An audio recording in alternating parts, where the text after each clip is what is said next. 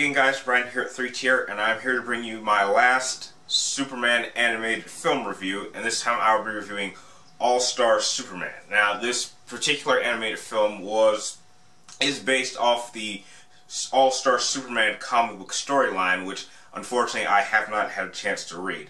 But basically what happens is that Lex Luthor tricks Superman into flying too close to the sun, thereby taking in too much yellow sun energy, or solar energy as we call it here. And this causes him to go over some sort of overload phase, and he's on the course of dying very soon. So in these last few days of his life, he kind of decides that he's going to do pretty much everything he didn't have much time with. Most importantly, he is going to reveal that he, as Superman, is actually Clark Kent. And over the course of this animated film, you really just see him kind of deal with certain scenarios, and it all kind of leads into a final fight with him and Lex Luthor.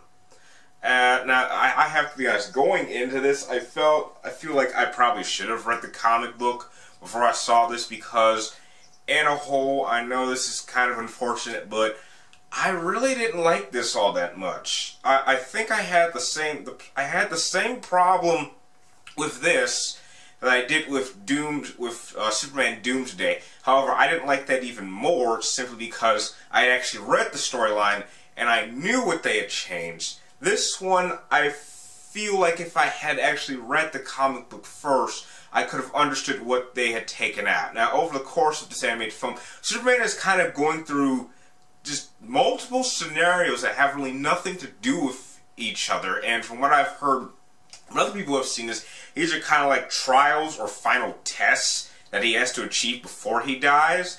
But I feel like the ones they chose really weren't... I don't know, I just didn't particularly like the choices that they picked. I mean, he deals with a pair of two superhumans that are hitting on Lois Lane, and Lois Lane's kind of hitting on them, and her whole reasoning for it is, well, now you know what it's like to be lied to.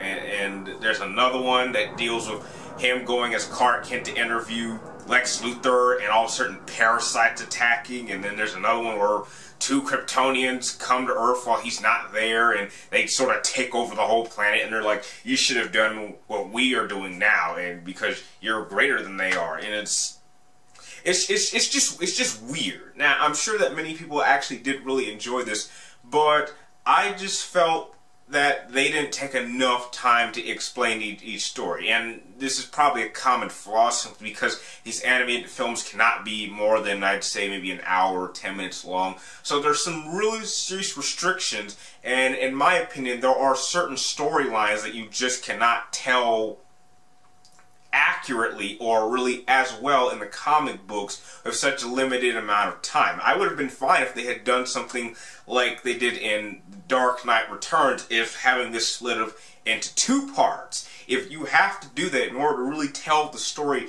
in its fullity, then all the power to you. I'd be more than happy with that idea. But they didn't do that here, and that's just unfortunate, which is why, unfortunately, I'm going to have to give All Star Superman a C+ to be nice. I still recommend you see it maybe once on Netflix or any way you can, but I just hope you had a much better experience watching it than I did. Now, this is the last animated Superman film, and I know some of you would like me to review Superman vs. the Elite, but I've actually already reviewed that last year while I was doing somewhat in between Batman the month, so I'll leave a link to that review in the description down below. And if you like this review, please like, comment down below, and please subscribe to track me in my final 2 episodes of Superman month. And like always, thank you guys for watching, and I'll see you next time.